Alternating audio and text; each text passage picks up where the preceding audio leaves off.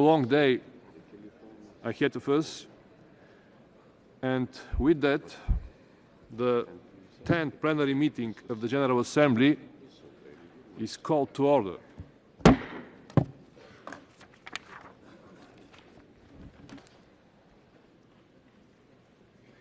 The Assembly will first hear an address by the President of the Republic of Indonesia, His Excellency Mr. Suharto. I request the Chief of Protocol to escort the President.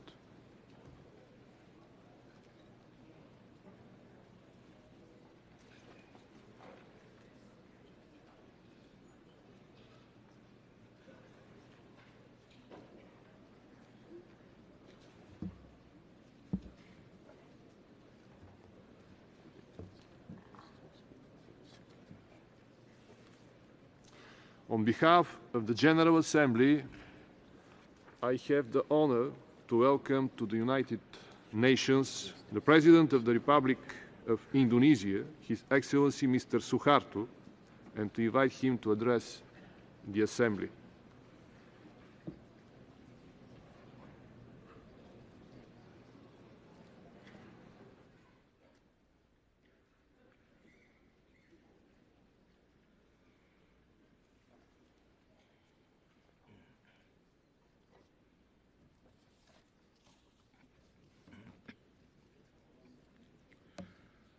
Bismillahirrahmanirrahim.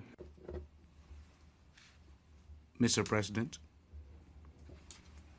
it gives me great pleasure to extend to you my sincere congratulations on your unanimous election as President of the 47th session of the General Assembly. To your distinguished predecessor, His Excellency Ambassador Shamir S. Shihabi, I should like to convey our deep appreciation for the exemplary manner in which he has presided over the last session. I am also pleased to see our eminent Secretary General, His Excellency Mr. Boutros Ghali, by your side. His incisive analysis of the impediments to the realization of the full potential of the United Nations and his recommendations on how to strengthen its capacity to maintain peace, to secure independence and justice, and foster generalized prosperity in the world, as contained in his report, Agenda for Peace, indeed deserve our serious consideration.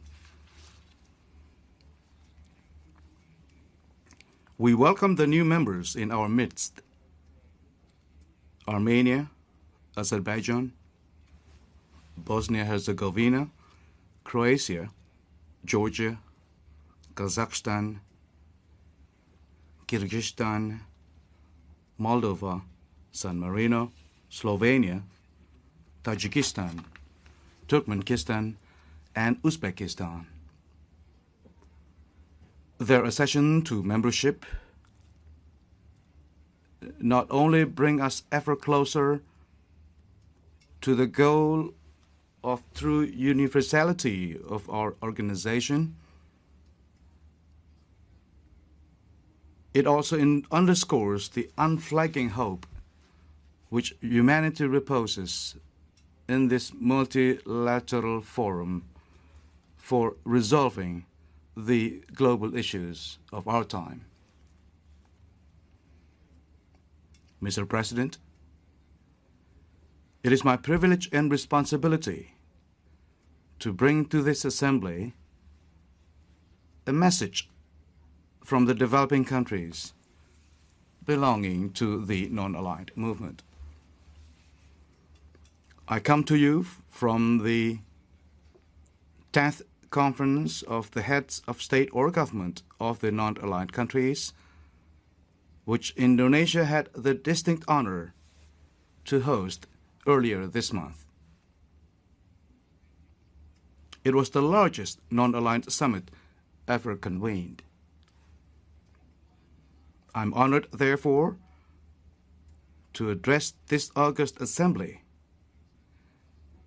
not only on behalf of the 180 million people of Indonesia, but also on behalf of the non-aligned movement, which counts 108 members, representing the vast majority of the humankind and close to 2/3 of the membership of this assembly.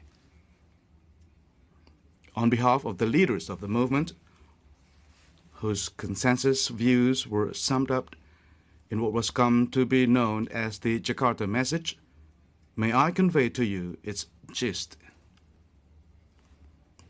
As a political coalition encompassing more sovereign states than has any other grouping in history,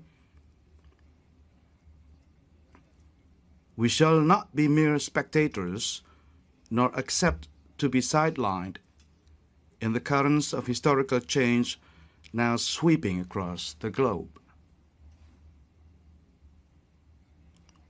We commit ourselves to the shaping of a new international order, free from war and poverty, intolerance and injustice, a world order based on the principles of peaceful coexistence and genuine interdependence, one that takes into account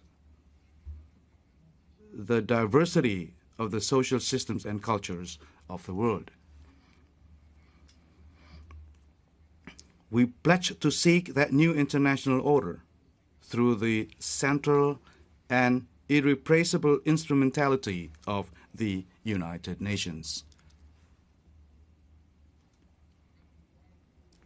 Holding fast to the principles of the movement, as first articulated at Bandung 37 years ago, we affirmed the fundamental rights of every human being and every nation to development, to social progress, and to full participation in the shaping of their common destiny. Through dialogue and cooperation, our movement will seek to place itself as a vibrant, constructive, and interdependent component of the mainstream of international relations, so that a new international order could take shape on a truly universal basis, ensuring harmony, peace, justice, and prosperity for all. This is the essence of the Jakarta Message. Permit me now to make a few elaborations. The comprehensive decisions and positions adopted by the 10th Non-Aligned Summit, as recorded in its final documents, constitute both a response and an initiative, a dynamic adaptation in the face of the challenges and opportunities posed by the profound and radical developments that have transformed the patterns of international relationships. To a large extent, the non-aligned movement contributed to these global transformations. The unrelenting drive that it imparted to the worldwide decolonization process and to the struggle against racism hastened the demise of colonial empires, the rise of numerous newly independent states, and the retreat of the inhuman policy of apartheid.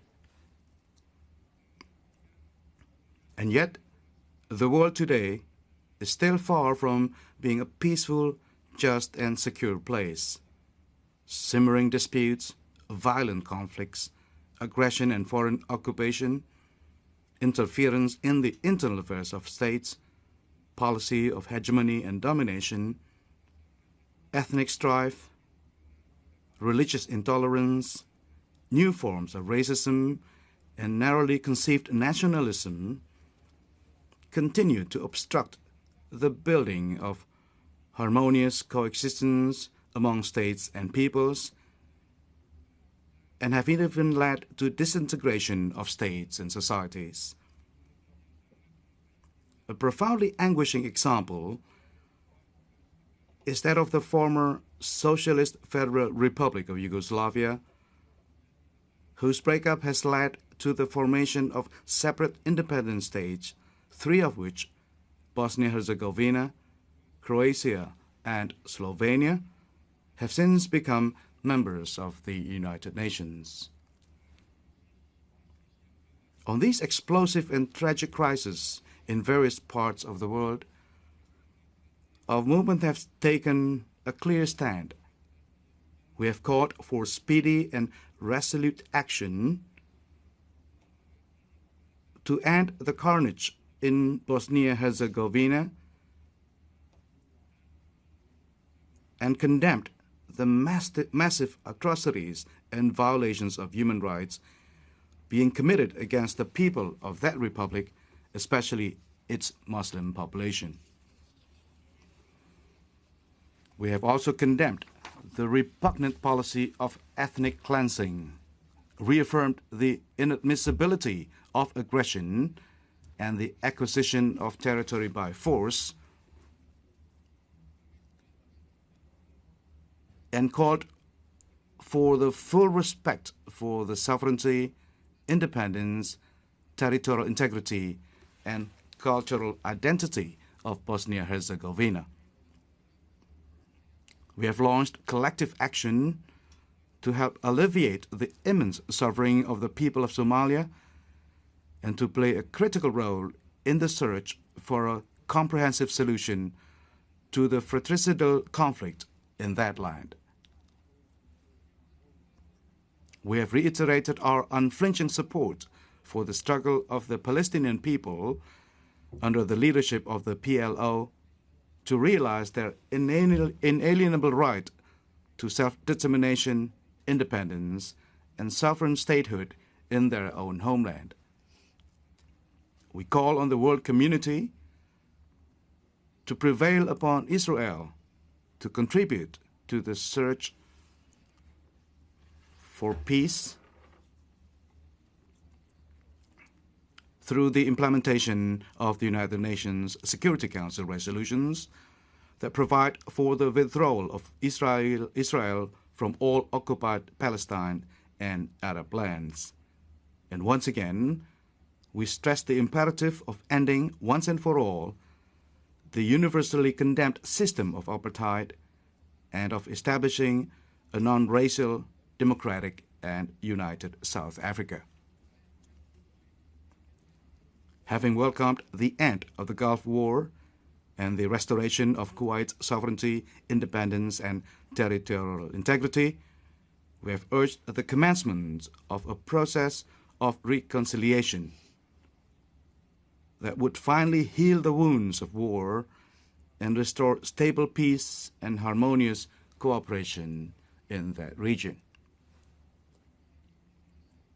While we rejoiced at the establishment of the transitional government of the Islamic State of Afghanistan, the 10th Summit noted with regret that the process towards national reconciliation and the establishment of a permanent government through free and fair elections is still marred by continuing internecine strife. We hope that these obstacles would soon be overcome so that peace could be restored and national reconstruction could commence. On Cambodia, we have reiterated our confidence in the determination and capability of the Cambodian people under the leadership of His Royal Highness Samdech Norodom Sihanouk and the members of the Supreme National Council, with the assistance of the United Nations Transitory Administrative Council, to uphold the Paris Agreements in their balanced totality. We remain convinced that the Paris Agreements are still the best basis for the achievement of a comprehensive, just, and durable peace in Cambodia based on national reconciliation and reconstruction. Only through its strict implementation will it be possible to bring to an end the protracted war that has inflicted unspeakable suffering and devastation on the Cambodian people. Mr. President,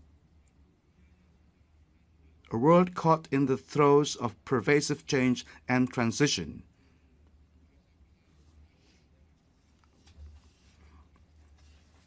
is basically an unstable and unpredictable world.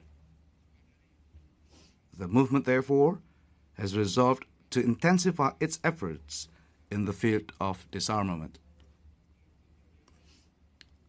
While it is true that there has been encouraging progress in limiting nuclear and conventional armaments,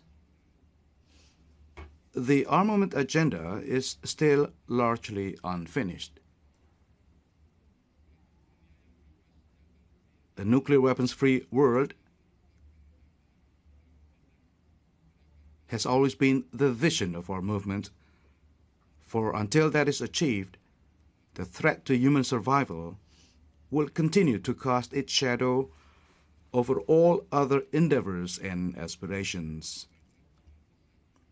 We have urged accelerated efforts on other priority disarmament issues, particularly the prohibition of all weapons of mass destruction. Besides posing an acute danger to world peace and security, a continuing global arms race and unbridled military spending also constitute a huge drain on national economies and on the world economy. Our movement has consistently maintained that the resources released through disarmament and arms reductions should be redirected towards the social and economic development of all countries, especially the developing countries. The establishment of such productive linkage between disarmament and development will also make it possible to attain security at lower levels of armament. We should now recognize that peace and security depend as much on socio-economic as on military factors. Sharply reduced prospects for economic and social advancement, large-scale unemployment, abject poverty, massive cross-border migrations, and severe environmental degradation also endanger peace. We cannot hope to attain comprehensive security and stable peace without making substantive progress in the war against poverty, underdevelopment, disease, and social justice. That is why it should deeply concern us that the world economy is marred in sluggish and uneven growth. With a few exceptions, developing countries are experiencing stagnation or vastly inadequate growth rates, with the most vulnerable ones slumping into sharp decline. Most alarming is the prolonged critical situation in Africa, where the plight of millions requires speedy and decisive action. Africa deserves our special attention. Developing countries in general are severely hampered by an unfavorable external economic environment, characterized by inadequate access to technology, unabated protectionism, historically low prices for commodities and raw materials, severely contracted financial flows, and the crushing burden of external debt, resulting in reversed financial flows to the developed countries and the multilateral financial institutions.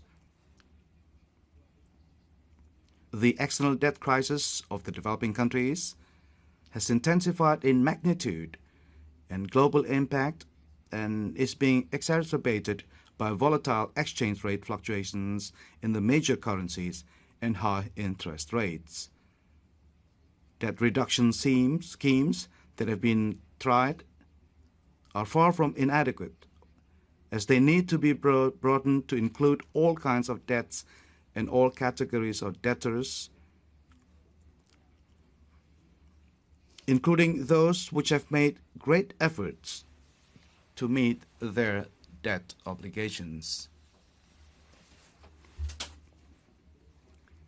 A differentiated approach should be adopted that would allow debt cancellation for the least developed countries and more generous terms in both debt servicing and new concessional loans to lower income developing countries. Our movement will continue to press for a coordinated and development-oriented approach to the solution of this problem that would bring relief as well as allow the recovery and continued growth of the debtor countries. Each global developments that appear to imply positive prospects could impact negatively on the developing countries. The transformation of Central and Eastern European economies and the formation of powerful groupings among developed countries could deflect the focus on poverty elevation in developing countries and adversely affect their trade and growth process. Particularly lamentable is the continuing impasse in the Uruguay round of multilateral trade negotiations. The non-aligned movement has therefore called on the developed countries to ensure without further delay a balanced, equitable, and satisfactory conclusion of the Uruguay round, which takes into account the interest of all parties, especially the development needs and concerns of the developing countries. Mr. President, we, the non-aligned countries, realize too well that global problems are interlinked, especially in the economic sphere. And because most of today's problems are global in nature, they cannot be solved through short-term relief measures or through piecemeal reform. Hence, it is time that the countries of both the North and the South forged a new compact on development and a new democratic partnership in fashioning global solutions to these global problems. Only in this way we can deliver the world economy from its present disarray and to do away with the inequitable international structure and modalities that have resulted in deepening disparities and unacceptable injustices in international economic relations and inexorably widening prosperity and technology gap between the developed and developing countries. Only in this way can we hope to restructure the international economic system and international economic relations so as to make them more equitable and thus more viable. We, the non-aligned countries, have therefore called for a revival of the constructive dialogue between the North and the South. But at this time, the dialogue should be based on the imperative of genuine interdependence, mutuality of interests, and of benefits and shared responsibility, with the positions of each side clearly elaborated and presented and rationally discussed and negotiated. Never before have the fate and fortunes of the North and the South been so inextricably intertwined. In the absence of stability and development in the South, the North cannot hope to sustain its economic prosperity. Without a conducive global environment, which the policies of the North should provide, the South cannot achieve its development goals. Thus, common sense dictates the need for both sides to sit down and discuss how together they could manage the massive changes and challenges of the decades ahead. At the same time, we have resolved to intensify South-South cooperation on the basis of collective self-reliance. This is imperative, for South-South cooperation is vital for promoting our own development and for reducing undue dependence on the North. It is also an integral element in any strategy for the attainment of a new and equitable international economic order. Towards this end, we are initiating concrete cooperative ventures in such areas as food security, population, trade and investments, and devising practicable modalities for their implementation. By thus pooling the resources, expertise, and experiences of the South, we hope to translate the concept of collective self-reliance into reality. We invite the developed countries and the multilateral financial institutions to support us in this endeavor, for it should be clear that the fostering of expanded economic cooperation among the developing countries will in turn impart added vitality to the growth and expansion of the world economy as a whole and yield corresponding benefits to the developed countries as well. Mr. President, a global concern that requires the heightened attention of the international community is the rapid degradation of the environment. We, the non-aligned countries, welcome the results of the Rio Conference.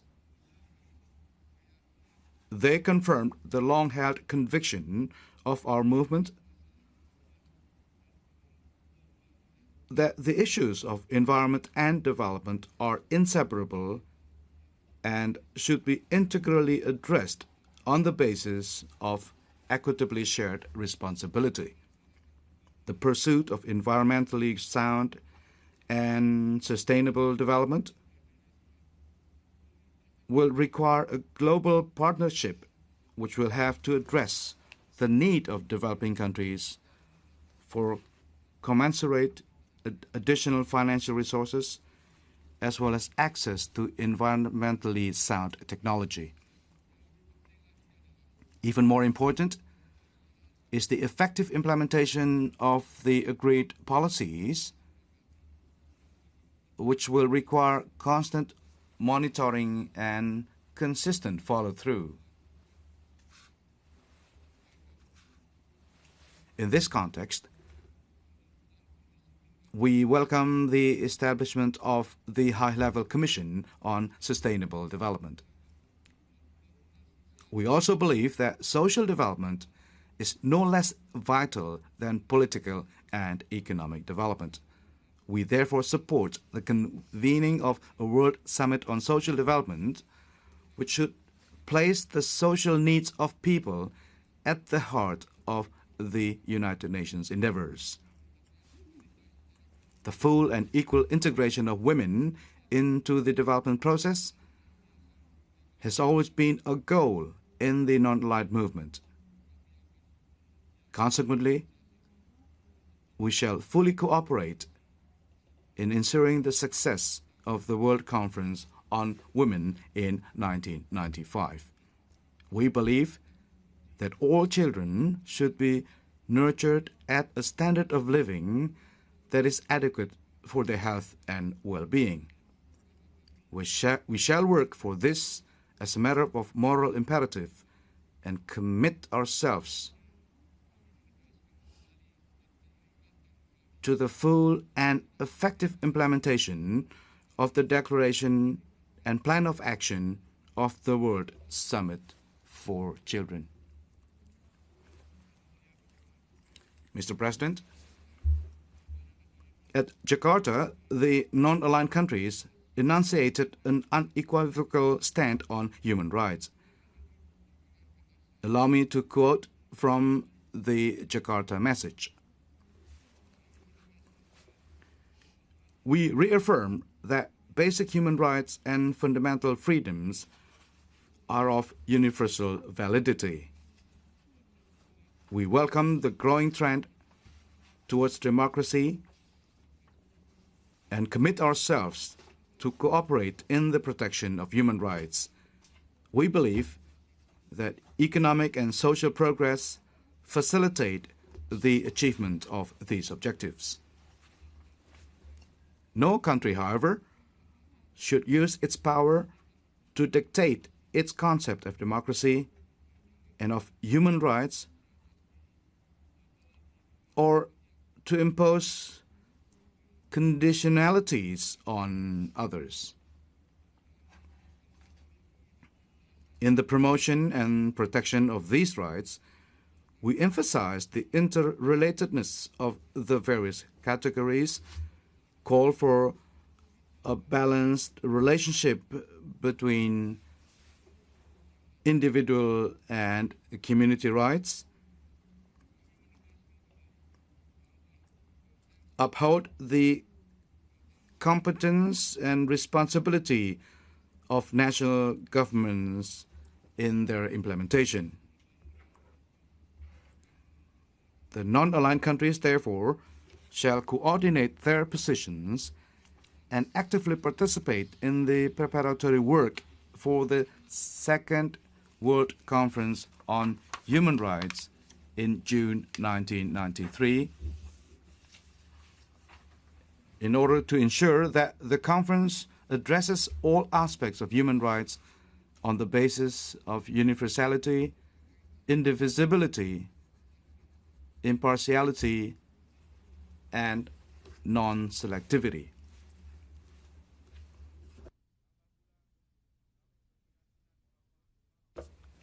Moreover, it is our firm conviction that the objective of human rights is the realization of the full potential of the human being, and human potential is not confined to the political. The fundamental right to economic and social development, for example, cannot be separated and cannot be treated separately from the other categories of human rights. And these rights apply to nations as well as to individuals. Equally, every nation has the right to determine its own political and economic system and to preserve its cultural identity as shaped by its own particular historical experience. The advanced countries of the West have lately been vocal in calling for democracy and good governance as an integral part of the development process, especially in the developing countries. Some are even inclined to make it a new conditionality in development cooperation. The call for democratization and democratic reform in all countries is indeed valid, for it relates directly to the basic aspirations of individuals and nations. But democracy is not a static concept, limited to certain established forms and practices. Its basic principles and tenets are indeed of universal and immutable validity. But no single model of democracy can be assumed to be of universal applicability, given the diversity of cultural values and historical experiences of the nations of the world. Moreover, it would be a denial of the basic tenets of democracy if its values are to be strictly observed within nations while they are being ignored among nations. Hence, democracy and democratization are dynamic processes that should be in conformity with the fundamental values of each nation and constantly adapted to the evolving realities in order to remain relevant and, more importantly, democratic. These observations equally apply to the United Nations. That is why the non-aligned movement has always insisted that this multilateral organization should likewise reflect the democratic spirit of equality, equity, and transparency in representation as well as in the process of decision-making. Therefore, the United Nations and its principal organs should periodically undergo a process of review and revitalization in order to ensure its dynamic adaptation to the evolving realities of international life, and so that it may continue to play an effective role as the focal point of the management of the critical global issues of our time. We, the non-aligned countries, have therefore resolved to play an active and constructive role in the revitalization, restructuring, and democratization of the United Nations system. For this purpose, we have decided to establish a high-level working group charged with the elaborations of concrete proposals for the restructuring of the United Nations. We believe that a balanced relationship among the General Assembly, the Security Council, the Economic and Social Council, and the Secretary General is imperative. There should be greater accountability of the Secretary Council to the General Assembly on decisions and actions affecting the interest of the entire international community. The role of the General Assembly as a forum for deliberation, negotiation, and decision-making must be enhanced. It is our conviction that the United Nations' capacity for enhancing international development and cooperation should be strengthened by revitalizing the Economic and Social Council. We believe that the Office of the Secretary General should be provided the resources that are commensurate to its tasks, which have vastly expanded as a result of recent world events. The Secretary General's mandate should be enlarged so as to enable him to take the necessary initiatives in the pursuit of preventive diplomacy and in enhancing the efficacy of United Nations peacemaking, peacekeeping, and peace-building operations. We believe also that it is time to address the matter of the size and composition of the Security Council.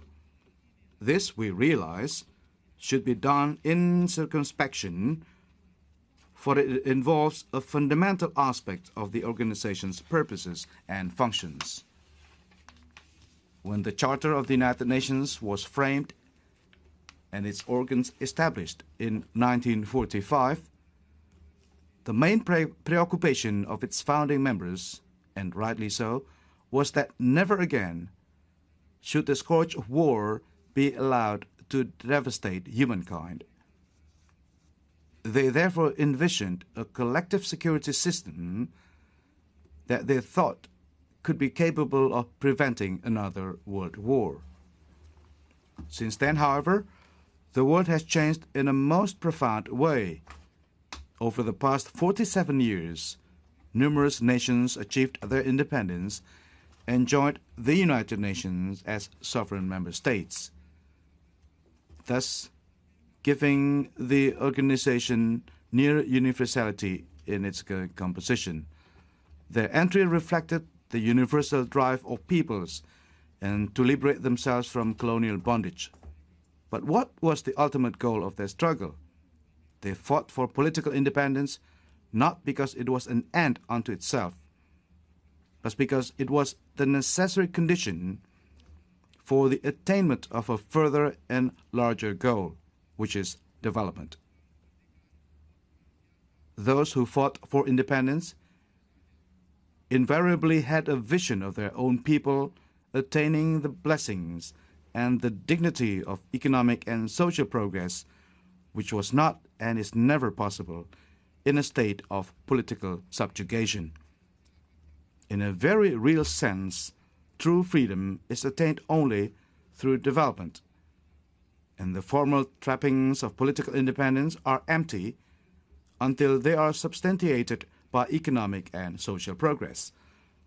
While it may be true that colonialism in its classical form has virtually come to an end, the process of decolonization is not yet finished until economic independence is achieved. Thus, if in the past the major preoccupation of the United Nations was rightly the prevention of another world conflagration and the political liberations of peoples from political bondage, today the world, and therefore the United Nations, should be seized with the struggle of all countries for national development. This preoccupation should be reflected in the work of the United Nations and the composition and dynamics of its organs, in particular the Security Council. We live in an age of development where economic power has become more decisive than ever. We live in a world where billions of people in the developing countries of the South are beginning to assert their right to realize their economic and social potential. We believe, therefore, that the Security Council should be expanded to accommodate new members who, if they are not be given veto powers, should at least serve as permanent members. They should join the Council on the basis of a combination of relevant criteria that more faithfully reflect the world situation today. That means the criteria should also take into account the changing concept of security, which has now to emphasize the economic and social aspects as much as the military. We cannot close our eyes to the fact that economic policies of industrialized countries and the economic weight of the developing countries, particularly the most populous among them, have as much bearing to international peace and security as the armaments of the military powers. We further believe that it may also be timely and pertinent that the manner in which the veto powers are presently exercised should be subjected to a constructive review. Mr. President, the full elaboration of the meaning and intent of the Jakarta message will be found not in our speeches, but in the concrete work of the movement in the days to come. It is a momentous task that we have to undertake, the building of a new world order dedicated to peace as well as to justice, to security as well as to development, to democracy both within and among states, and to the promotion of the fundamental rights of nations as well as of individual human beings. Let me re-emphasize that to the non-aligned countries, any new international order is viable and commonly acceptable only if based on the recognition of the United Nations as its centerpiece and its universal framework, and if rooted in the fundamental principles of the United Nations Charter. This endeavor will take more than the best exertions of any single country or any group of countries. But with the help of God Almighty, with the support and participation of all nations that share our common aspirations, we shall, God willing, achieve that new international order. Thank you. Wassalamualaikum warahmatullahi wabarakatuh.